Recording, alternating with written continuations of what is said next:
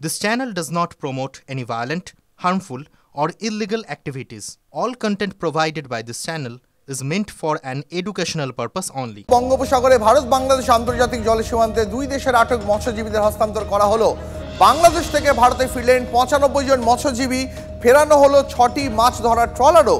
অন্যদিকে ভারত থেকে বাংলাদেশে ফিরলেন ৯০ জন মৎস্যজীবী। আন্তর্জাতিক জল সীমানা লঙ্ঘনের অভিযোগে দুদেশের তরফে মৎস্যজীবীদের গ্রেপ্তার করা হয়েছিল। এরই মধ্যে বাংলাদেশের সরকার বদল হওয়ায় এবং হিংসাত্মক পরিস্থিতি তৈরি হওয়ায় জেলবন্দি ভারতীয় মৎস্যজীবীদের ফেরানো নিয়ে উদ্বেগে পড়েছিলেন তাদের পরিবার। মৎস্যজীবীদের ফেরাতে রাজ্য সরকারের তরফে উদ্যোগ নেওয়া হয়। সম্প্রতি দুই দেশের বিদেশ মন্ত্রকের আলোচনাতেও মৎস্যজীবীদের মুক্তির বিষয়টি উঠে আসে। দুই দেশই মৎস্যজীবীদের ফিরিয়ে দিতে সম্মত হয়। মুক্ত ভারতীয় মৎস্যজীবীরা সাগরদ্বীপে পৌঁছবেন আজ সকালে। মুক্ত ৯৫ জন মৎস্যজীবী এবং তাদের পরিবারের সঙ্গে সাক্ষাৎ করবেন মুখ্যমন্ত্রী মমতা বন্দ্যোপাধ্যায়। মৎস্যজীবীদের আর্থিক সাহায্যের পাশাপাশি উপহার তুলে দেবেন মুখ্যমন্ত্রী।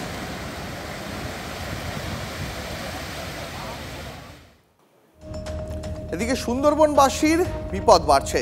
কংক্রিটের বাঁধ দিয়েও মেটেনি সমস্যা। রায়মঙ্গল নদের গ্রাসে কংক্রিটের বাঁধ, ক্রমাগত বাঁধ ভাঙায় উদ্বেগে দক্ষিণ ২৪ পরগনার গোসাবার কুমিরমারি গ্রাম। সবকিছু হারানোর আশঙ্কায় ভুগছেন তারা। অনুমান পণ্যবাহী জাহাজে যাতায়াতে অতিরিক্ত কম্পনের জেরেই ভাঙছে নদীর বাঁধ। দ্রুত সমস্যা সমাধানের দাবি জানিয়েছেন স্থানীয়রা। রায়মঙ্গল নদীর একেবারে লাগোয়া এই গ্রাম এবং যেখানে বলা যেতে পারে এখানকার নদী ভাঙন রোধ করার জন্য যে ঢালাইয়ের এখানে বাঁধ নির্মাণ করা হয়েছিল, জোয়ারের জলের ধাক্কায় ক্রমে ক্রমে সেই বাঁধ ভেঙে একেবারে নদীগর্ভে তলিয়ে যাচ্ছে। যে কারণেই প্রত্যেক বছরই কুমিরমারি গ্রাম পঞ্চায়েত এলাকার এখানে বাগনার এই যে গ্রাম, সেই সঙ্গে সঙ্গে ভাঙনঘাট এলাকা সহ একাধিক এলাকায় নদী ভাঙনের জেরে গ্রাম প্লাবিত হচ্ছে এবং যার মাথা ব্যথার কারণে কিন্তু রীতিমতো দিশাহীন অবস্থায় রয়েছে সেচ দপ্তর।